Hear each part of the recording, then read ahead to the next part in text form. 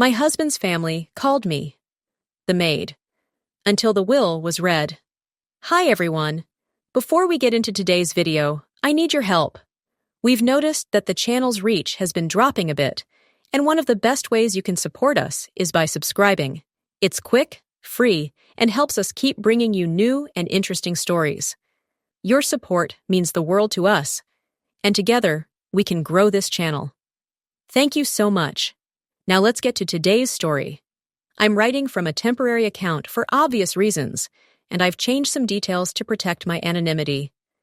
They say love conquers all, but they never mention what happens when love has to survive a war of attrition waged by people who believe your very existence is an insult to their bloodline.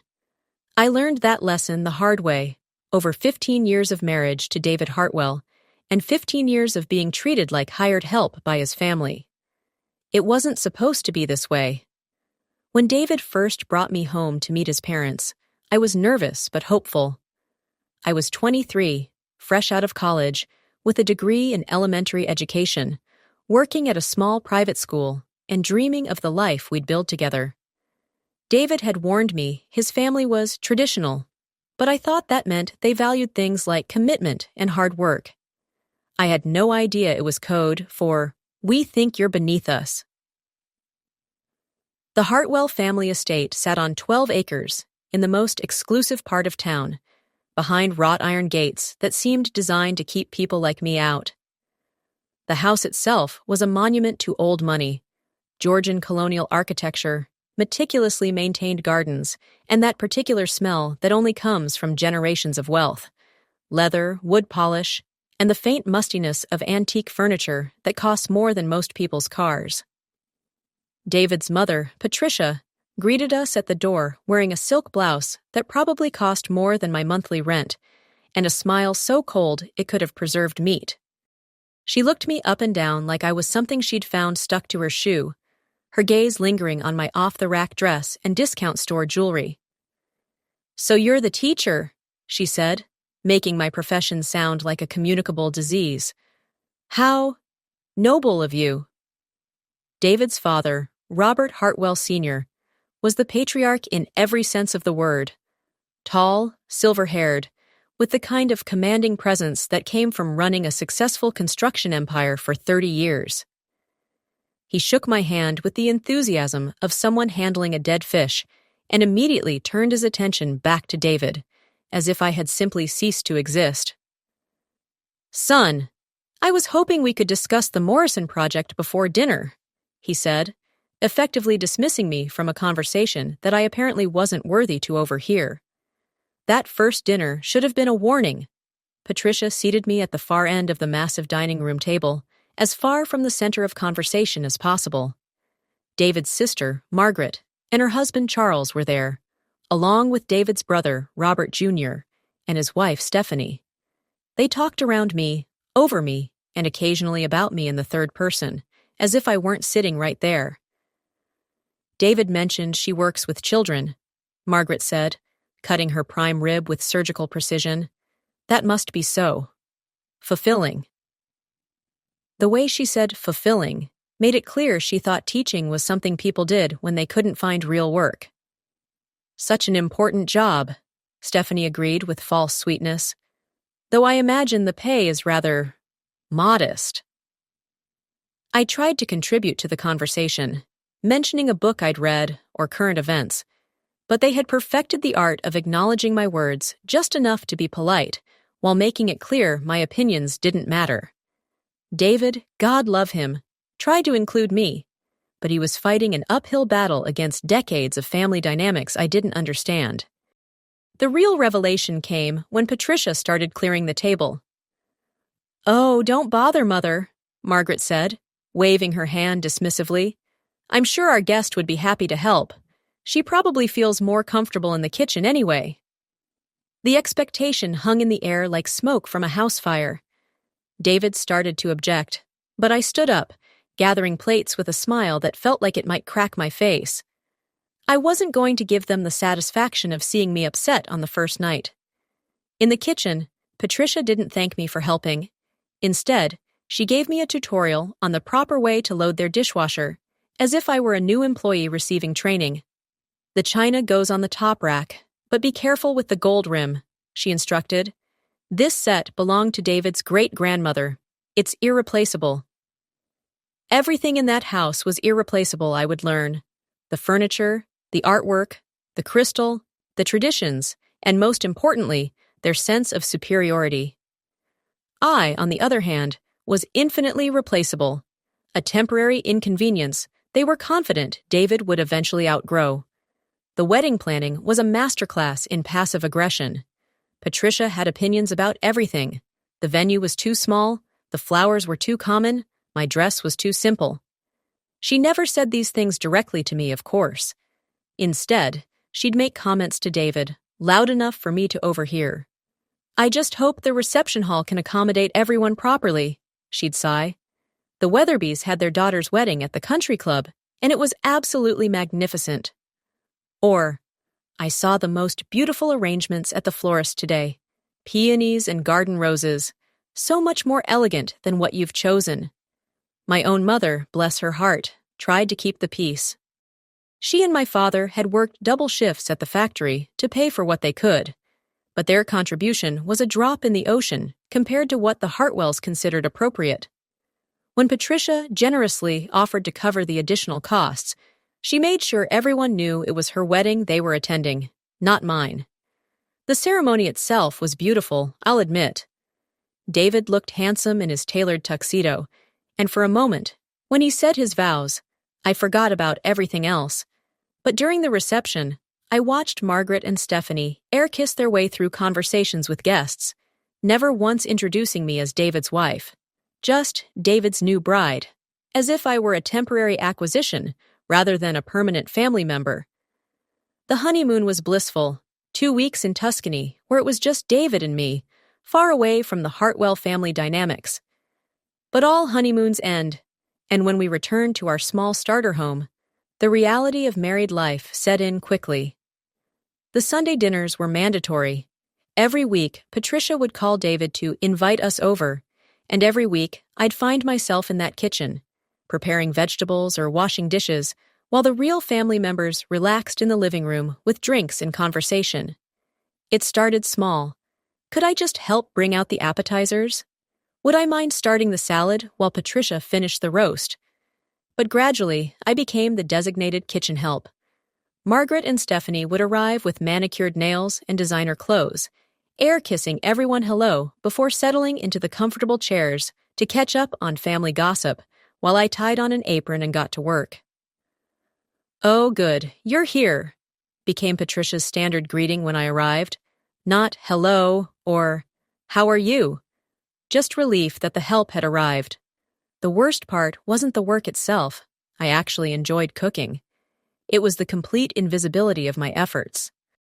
When guests complimented the perfectly prepared roast beef or the delicious garlic mashed potatoes, Patricia accepted the praise as if she'd spent hours in the kitchen instead of directing operations from her perch at the kitchen island, glass of wine in hand.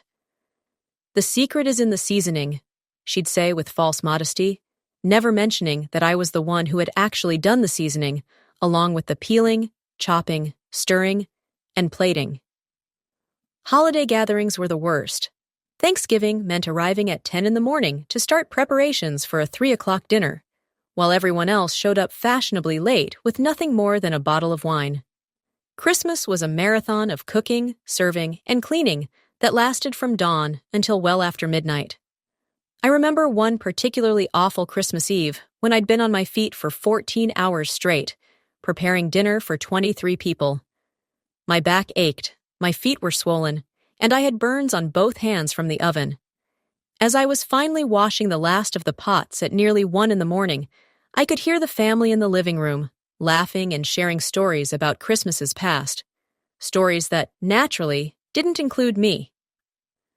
Margaret wandered into the kitchen around 1:30, slightly drunk and looking for a glass of water.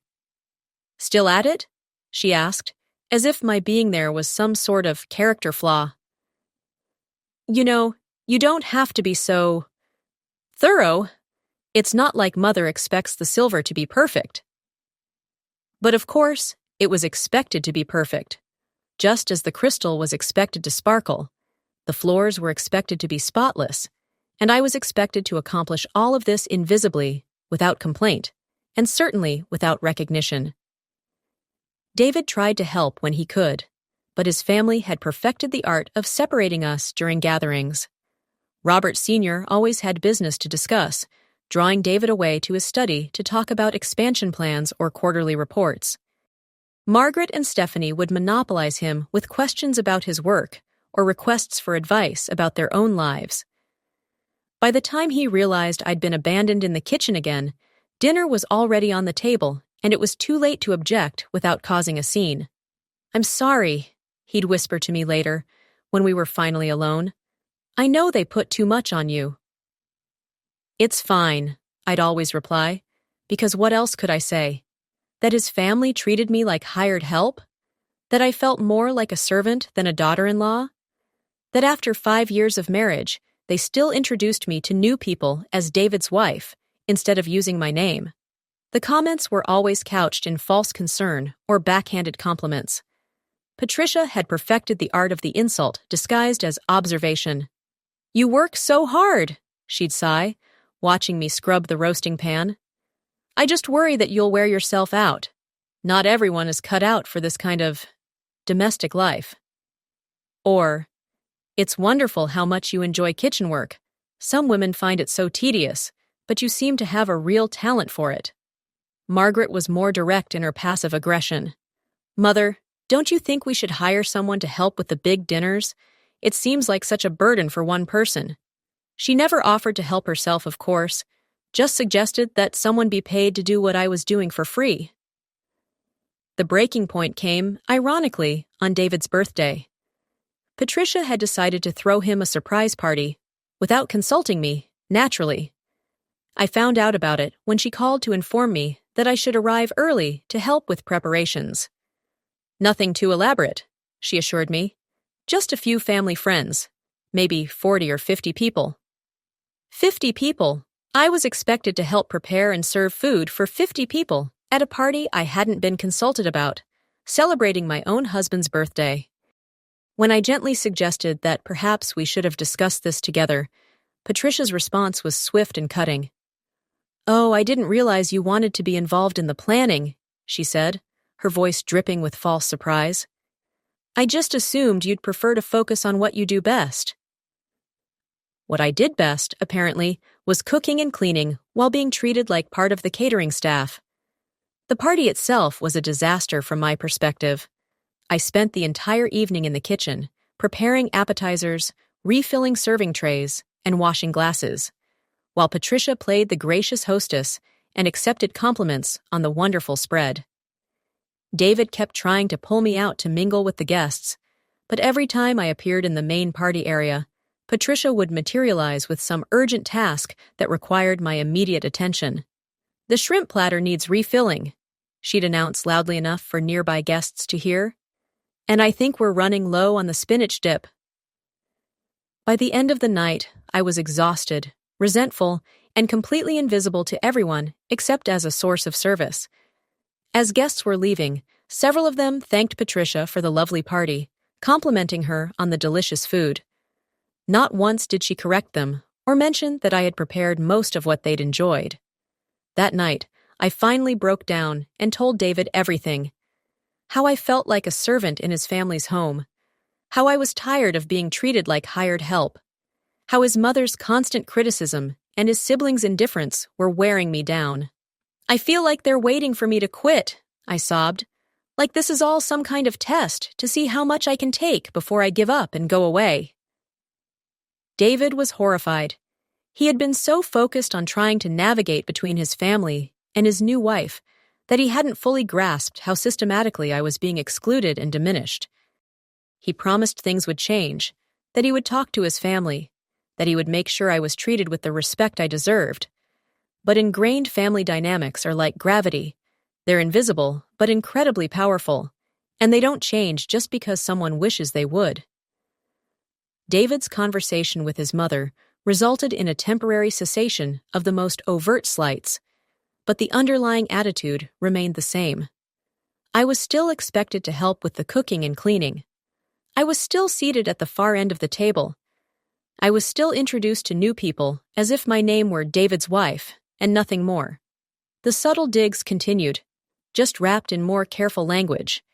Instead of telling me directly that my outfit was inappropriate, Patricia would compliment Margaret's dress within my earshot, making pointed observations about how important it was to dress appropriately for family gatherings. Instead of criticizing my contribution to conversations, she would redirect the discussion whenever I spoke, as if my words were interruptions rather than participation. Years passed. David and I settled into a routine of tense Sunday dinners and obligatory holiday gatherings. I learned to armor myself with low expectations and thick skin.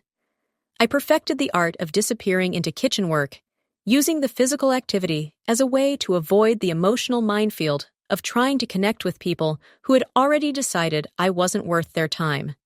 Sometimes I wondered what would happen if I just stopped showing up. If I told David I was done with family gatherings and he could go alone. But I loved my husband, and I could see how much it would hurt him to have to choose between his wife and his family. So I continued to play my assigned role, the helpful daughter-in-law who knew her place and stayed in it. The irony was that Robert Sr. was the only one who ever showed me any genuine kindness.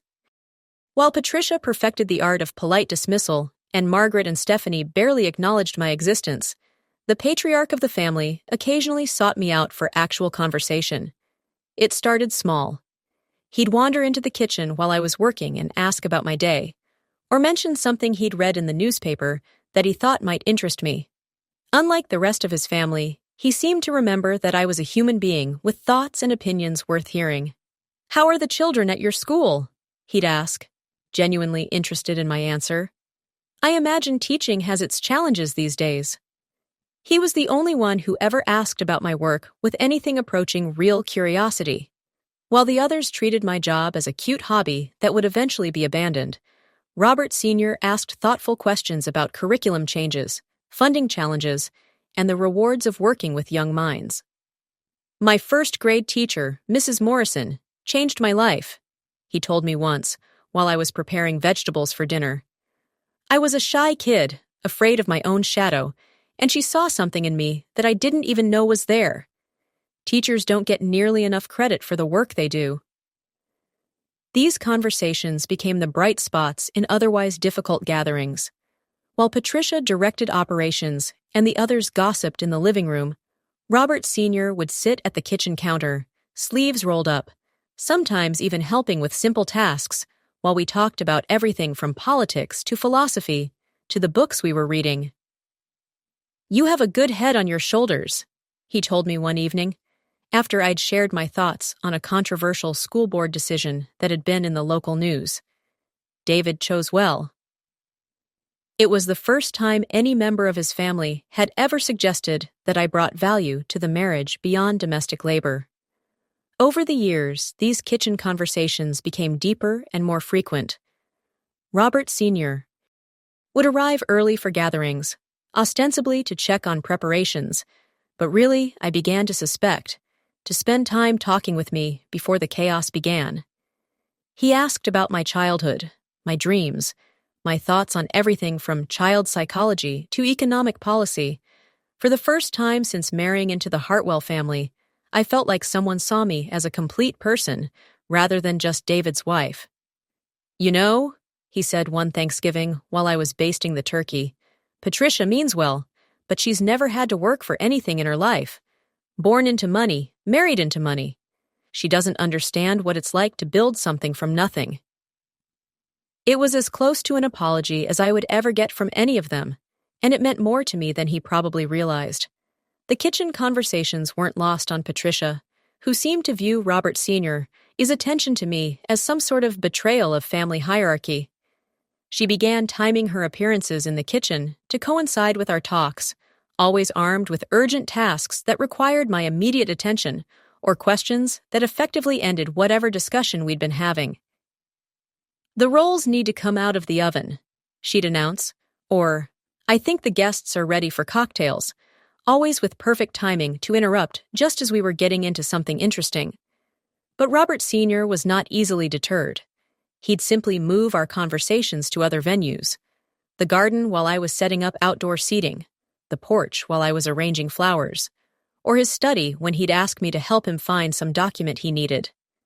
These brief escapes from family scrutiny became precious to me, the only times I felt valued for my thoughts rather than my service. "You're wasted in that classroom," he told me once, after I'd helped him organize his files for a major business deal. "You have the kind of analytical mind that could run a company." "I love teaching," I replied, but I was touched by the compliment. There's something magical about watching a child's face light up when they finally understand a concept they've been struggling with. "That's exactly what I mean," he said. "Understanding people, motivating them, helping them reach their potential. Those are leadership skills. The setting doesn't matter." These conversations gave me something I hadn't realized I'd been missing: intellectual respect. For the first time in years, someone in David's family was treating me as if my thoughts mattered, as if I had something valuable to contribute beyond perfectly cooked vegetables and spotless china. The change in our relationship didn't go unnoticed by the rest of the family. Margaret made snide comments about monopolizing grandfather's time, and Patricia's smile grew even more strained whenever she caught us talking. But Robert Sr. seemed immune to their disapproval, continuing to seek out my company and opinions with increasing frequency. Looking back now, I realize he was preparing me for something I couldn't have imagined at the time. The heart attack came on a Tuesday morning in March. Robert Sr. had seemed perfectly healthy the Sunday before, helping me carry serving dishes to the dining room and telling me about a book he thought I'd enjoy. David got the call at work and rushed to the hospital, but by the time we arrived, it was too late. The funeral was exactly what you'd expect for a man of Robert Hartwell Sr. is standing in the community. The church was packed with business associates, politicians, and social acquaintances, all there to pay their respects to a man who had built an empire and commanded respect throughout the region. Patricia, resplendent in designer black, played the grieving widow with theatrical precision, accepting condolences with practiced grace. I sat in the family section, wearing my best black dress and trying to process my own grief. I had lost the only member of David's family who had ever treated me with genuine kindness, the only person in that house who had seen me as something more than a domestic convenience. But even in mourning, I was reminded of my place in the family hierarchy. The obituary in the newspaper listed all the surviving family members: Patricia, David, Margaret, Robert Jr., and their spouses. I was mentioned as David's wife, without even the dignity of my own name. The reception after the funeral was held at the family home, and despite everything, I found myself back in the kitchen, preparing food for the dozens of visitors who came to offer their condolences. It seemed wrong, somehow, to be worrying about canapes and coffee service when I was grieving too. But Patricia's expectations didn't pause for anyone's emotions, including her own. "People will expect refreshments," she informed me that morning, as if I hadn't already spent 15 years learning exactly what people expected at Hartwell family gatherings.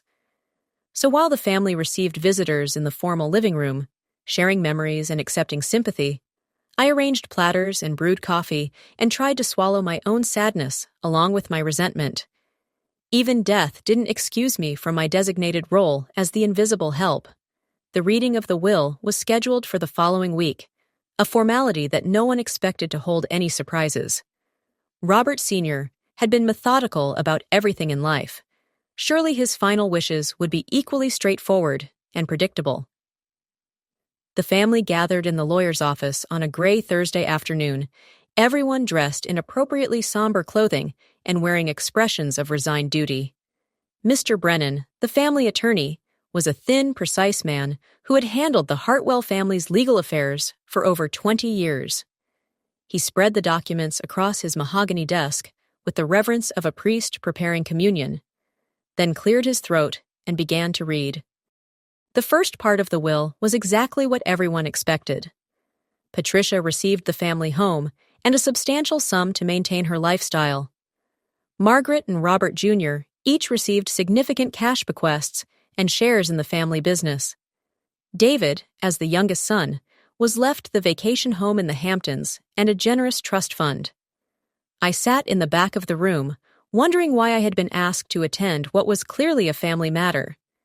My presence seemed as inexplicable as it was uncomfortable, but Mr. Brennan had specifically requested that I be there, and David had insisted it was important. Mr. Brennan continued reading, detailing various charitable bequests and gifts to longtime employees. Then his voice took on a different tone, more careful, as if he were approaching something significant. "To my daughter-in-law, Sarah," he read, and I looked up in surprise at the sound of my name. "Who has shown grace under pressure and dignity in the face of unwarranted criticism, who has demonstrated both intelligence and compassion in our many conversations, and who has treated this old man with more genuine kindness than he had any right to expect." The room fell silent except for the sound of papers rustling and Patricia's sharp intake of breath. I felt my heart start to pound as Mr. Brennan continued.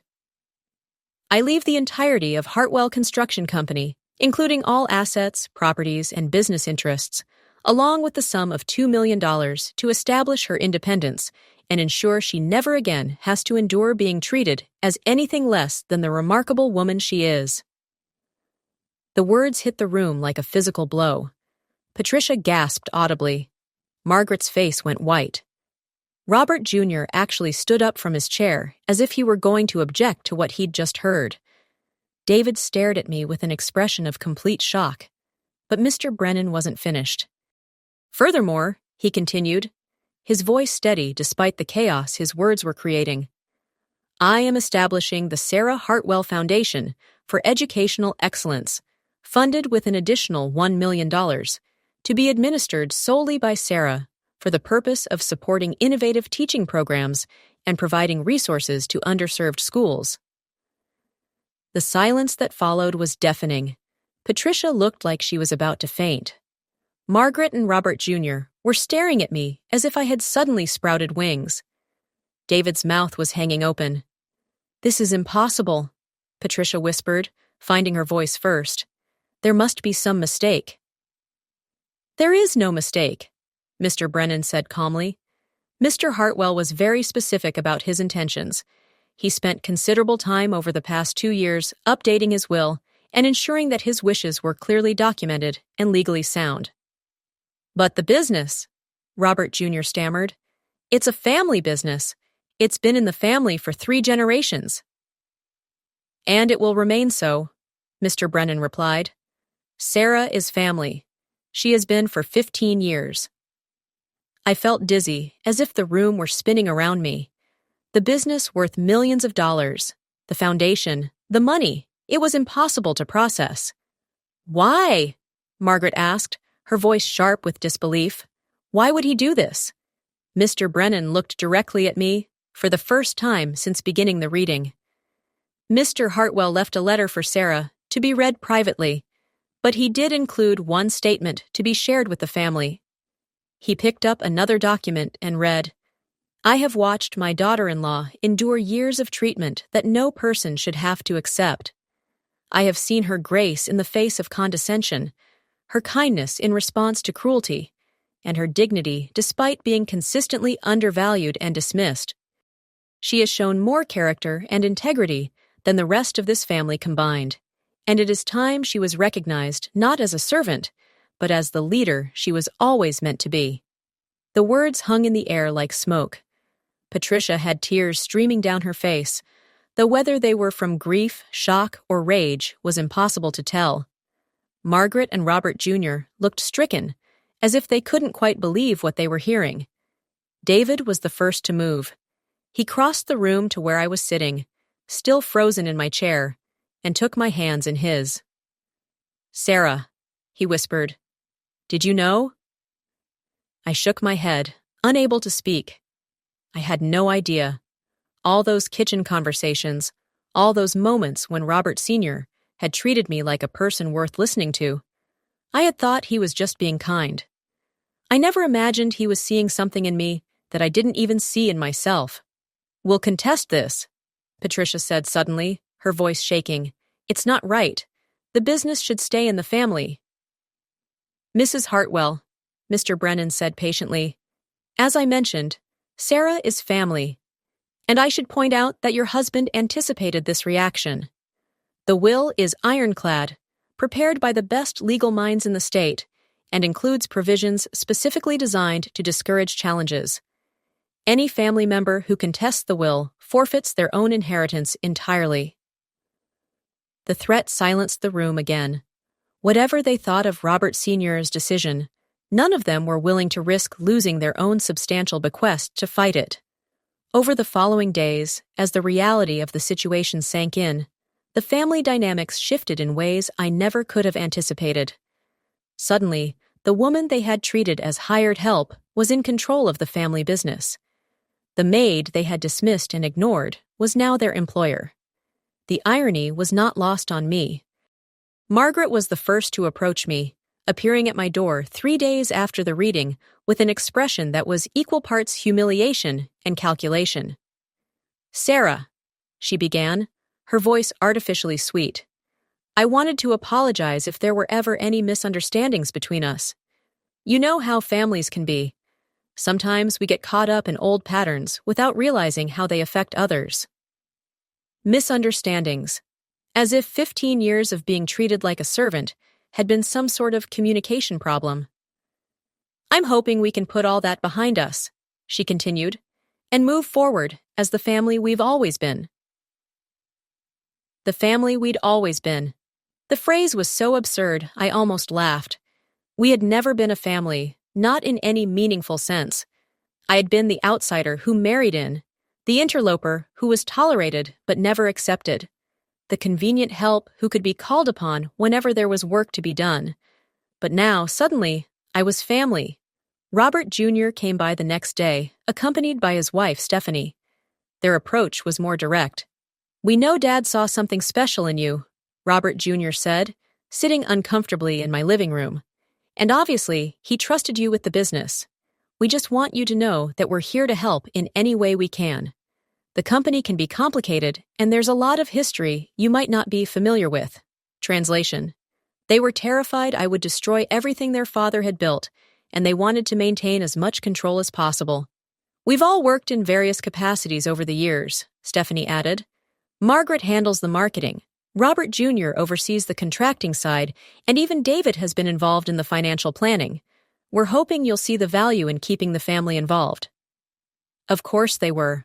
Suddenly, the woman they had spent 15 years excluding from family discussions was supposed to trust them as business advisors and partners.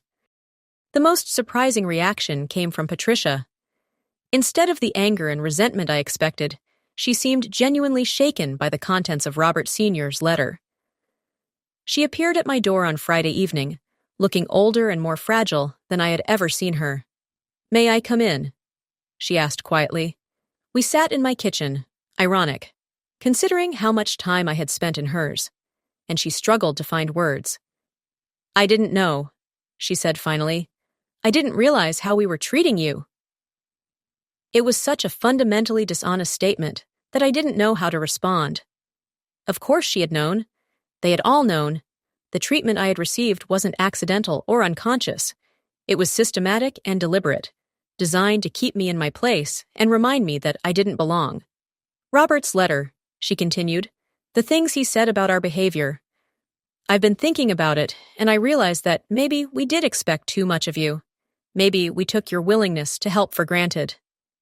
Maybe, as if there were any question about it. I want you to know that I'm grateful for everything you did for our family," she said, and for the first time in 15 years, she sounded sincere. "You made our gatherings possible. You took care of all of us, and we never properly thanked you for it." It was the closest thing to an apology I was likely to get from Patricia Hartwell, and part of me appreciated the effort. But 15 years of accumulated hurt and resentment couldn't be erased by a single conversation, no matter how heartfelt. The transformation in how I was treated was immediate and complete. Suddenly, everyone wanted to include me in decisions about holiday planning. My opinions on family matters were not only solicited, but treated with deference. When I entered a room, conversations didn't stop. They paused respectfully until I could be brought up to speed. Margaret called to ask if I would prefer turkey or ham for Easter dinner. Robert Jr.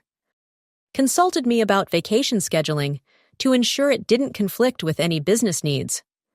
Patricia actually asked if I needed help with the cooking when I offered to host the next family gathering. The most telling change was in how they introduced me to people. No longer was I David's wife. Now I was Sarah Hartwell, the head of Hartwell Construction, or Sarah who runs the family business. Suddenly, I had an identity beyond my relationship to David, a professional standing that commanded respect. It would have been laughable if it weren't so tragic. Taking over the business was overwhelming at first, but I discovered that Robert Sr. had been right about my capabilities. The analytical skills I used in teaching translated well to understanding contracts and financial reports. The people management experience I'd gained from handling difficult parents and challenging students served me well in dealing with contractors and clients. Most importantly, the patience and persistence I developed from 15 years of being systematically undervalued had prepared me to tackle problems that would have frustrated someone with less experience in adversity. The company was in good shape, thanks to Robert Sr., was careful stewardship, but there were opportunities for growth and improvement that became apparent once I started reviewing the operations in detail. Within 6 months, I had implemented new efficiency measures that increased profits by 12%. Within a year, I had secured 3 major contracts that the previous management had considered too risky to pursue. David was incredibly proud of my success, though I could tell he was still processing the dramatic shift in our family dynamics. The man who had spent 15 years watching his wife be treated like hired help was now married to the head of his family's business empire. "Say, I always knew you were capable of more than they gave you credit for," he told me one evening as we reviewed financial reports together. "I just didn't realize how much more." The Sarah Hartwell Foundation for Educational Excellence became my passion project. Using the resources Robert Sr. had provided, I was able to fund innovative teaching programs, provide supplies for underfunded schools, and create scholarship opportunities for promising students from low-income families. For the first time in my life, I had the power to make a real difference in education, beyond the single classroom where I'd spent my career. The Foundation's first major initiative was a program that provided technology training for teachers in rural schools, something I had dreamed about for years, but never had the resources to implement. Watching teachers light up as they learned new ways to engage their students reminded me of why I had gone into education in the first place.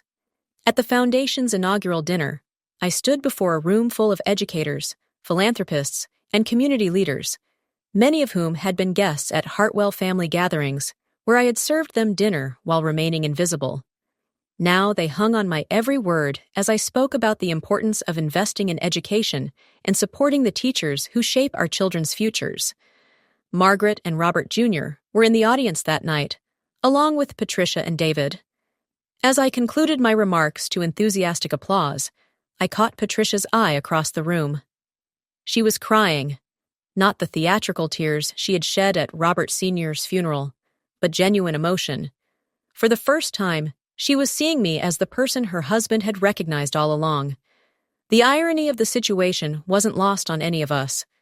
The woman they had treated as a maid was now their boss. The person they had considered unworthy of their respect was now in charge of their financial futures. The outsider they had tried so hard to keep in her place was now the head of their family. But the most important change wasn't in how they treated me. It was in how I saw myself. For 15 years, I had accepted their assessment of my worth. I had believed, on some level, that I was lucky to be tolerated by such an important family, that my contributions were minimal, and my presence was a privilege they granted rather than a blessing they received. I had allowed their dismissal of my intelligence and character to shape my own self-perception. Robert Sr.'s will didn't just transfer assets, it transferred power. Not just financial power, though that was certainly significant, but the power that comes from being valued, respected, and recognized for who you really are, rather than what others need you to be.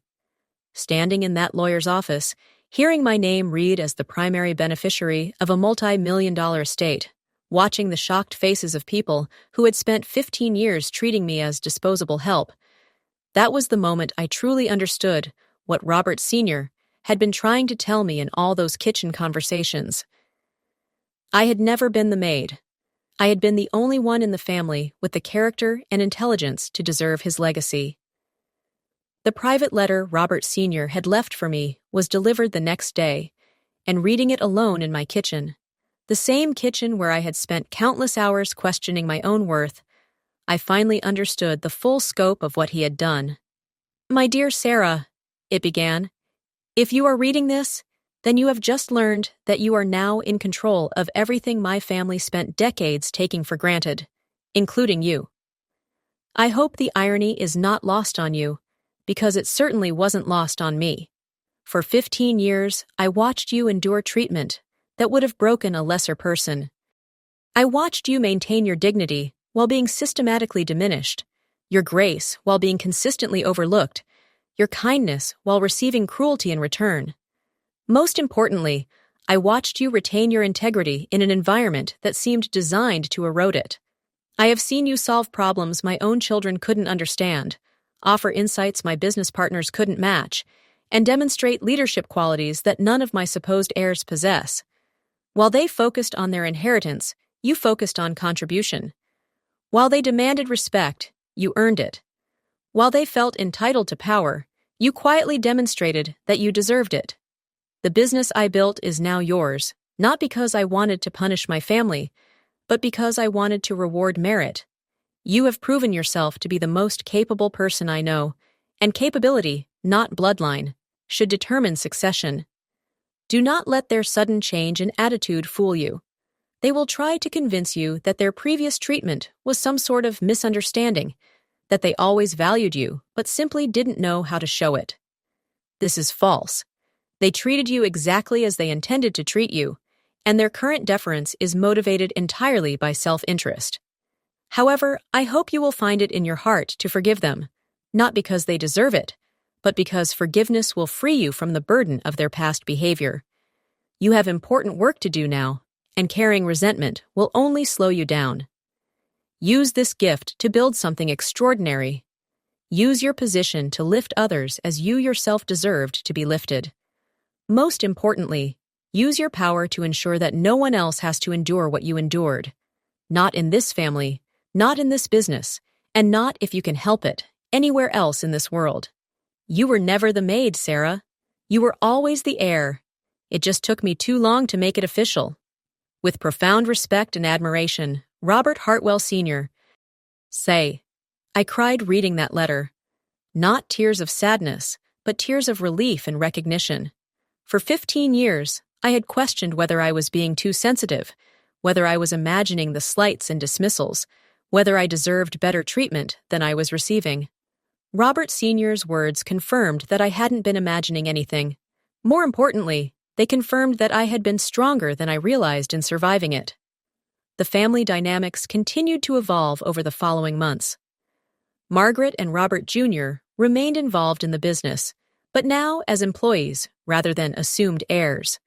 They had to prove their worth through performance rather than simply expecting recognition because of their last name. Interestingly, both of them rose to the challenge, working harder and more thoughtfully than they ever had when success was guaranteed. Patricia surprised me the most. Perhaps because she had nothing left to prove or protect, she began to show genuine interest in who I was as a person rather than what I could do for her family. She started asking about my childhood, my dreams, my thoughts on subjects beyond dinner menus and holiday planning. I realize I never knew you, she admitted one afternoon when she stopped by to deliver some of Robert Sr.'s personal papers that she thought I might want. I was so concerned with maintaining what I thought was important that I never looked at what actually was important. These conversations were awkward at first. 15 years of established patterns don't disappear overnight. But gradually, we developed something resembling a real relationship, not the warm, affectionate bond I might have had with a different kind of mother-in-law, but a respectful partnership between two women who had learned to see each other clearly. The business thrived under my leadership in ways that surprised everyone, including myself. Within 2 years, I had expanded operations into 3 new markets, increased annual revenue by 40%, and established Hartwell Construction as a leader in sustainable building practices. The company that had been passed down through 3 generations of men was achieving unprecedented success under the leadership of the woman they had treated as hired help. More importantly, I used my position to change the company culture. No longer was success measured only by profit margins and contract acquisitions. I implemented programs to support employee education, created advancement opportunities based on merit rather than connections, and established a foundation within the company to provide construction services for low-income housing projects. The Sarah Hartwell Foundation grew beyond my wildest expectations. Within 3 years, we were operating in 12 states, had funded over 200 educational initiatives, and had directly impacted the lives of more than 50,000 students. The foundation became my true passion, the place where my background in education merged with my newfound business acumen to create something genuinely transformative. At the foundation's 3rd annual dinner, I was introduced by the state's governor as a visionary leader who has revolutionized both business and education through her innovative approaches and unwavering commitment to excellence. As I walked to the podium, I caught sight of the Hartwell family table near the front of the room. David beamed with pride, as he had throughout my transformation, from invisible daughter-in-law to respected community leader. Patricia sat next to him, elegantly dressed and applauding enthusiastically. Margaret and Robert Jr. were there with their spouses, both of them now genuine supporters of the work I was doing. But it was the empty chair at their table that moved me most. The place that had been set in memory of Robert Sr., the man whose faith in me had made everything possible. 3 years ago, I began my speech, I was an elementary school teacher who believed that my greatest contribution to the world would be the children I taught and the small differences I could make in their individual lives.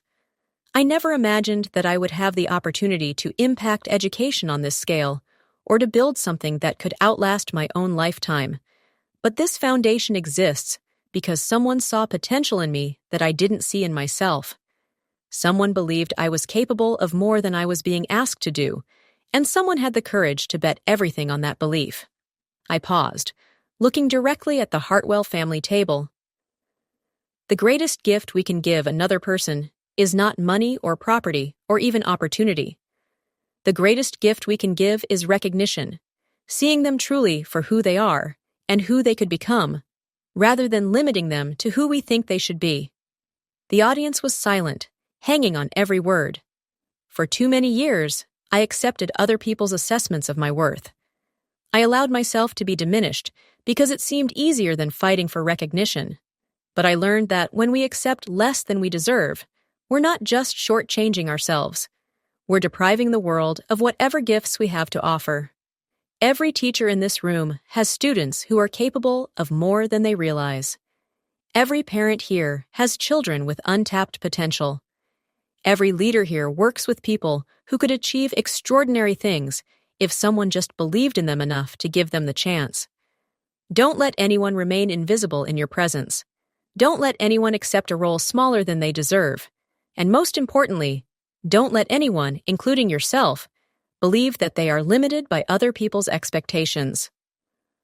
The standing ovation lasted nearly 5 minutes. As I stood at the podium, looking out at an audience of educators, business leaders, and philanthropists who were applauding not just my words, but the journey that had brought me to this moment, I thought about the woman I had been 3 years ago. That woman had spent 15 years believing she was lucky to be tolerated by her husband's family. She had accepted a role as unpaid domestic help because she thought it was the price of belonging.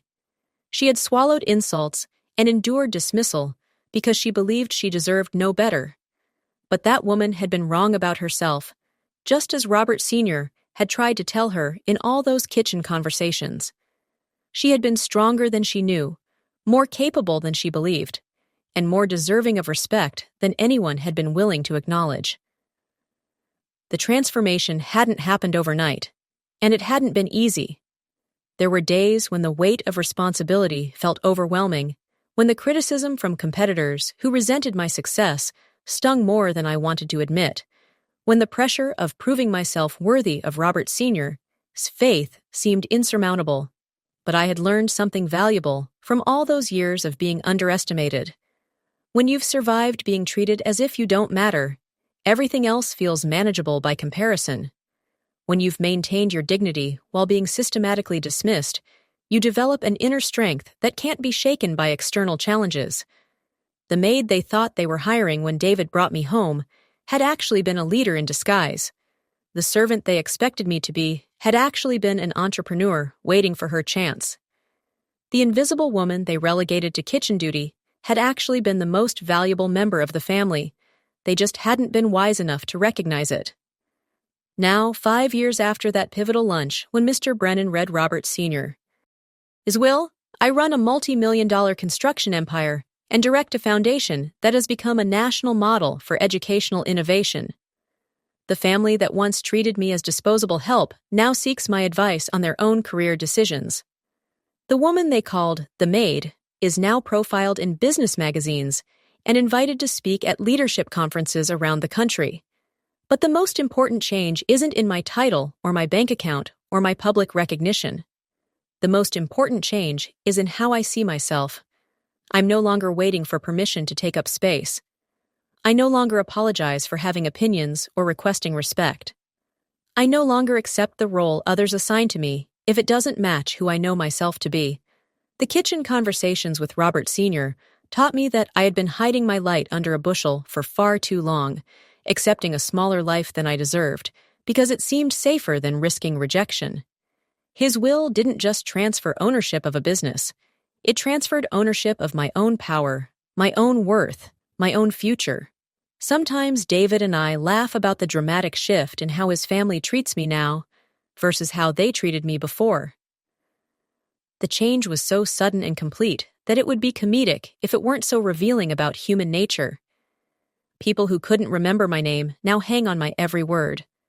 Relatives who never asked my opinion now seek my advice on everything from career moves to investment strategies. "Do you think they've actually changed?" David asked me recently. "Or are they just afraid to treat you badly now that you control their financial futures?" "Does it matter?" I replied. "Either way, I'm not the maid anymore. And I never was."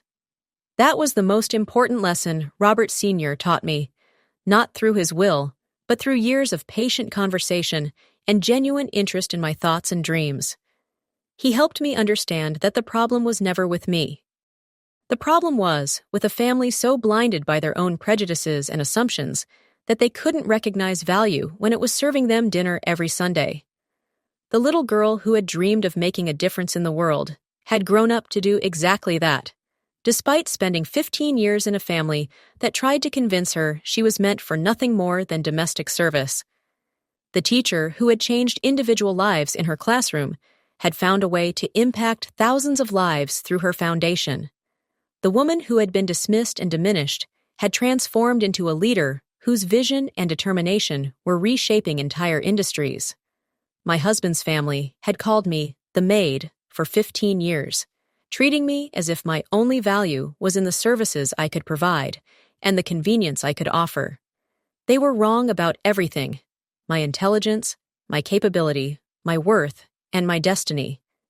But they were right about one thing. I did serve them faithfully for all those years. I just never realized I was serving them notice.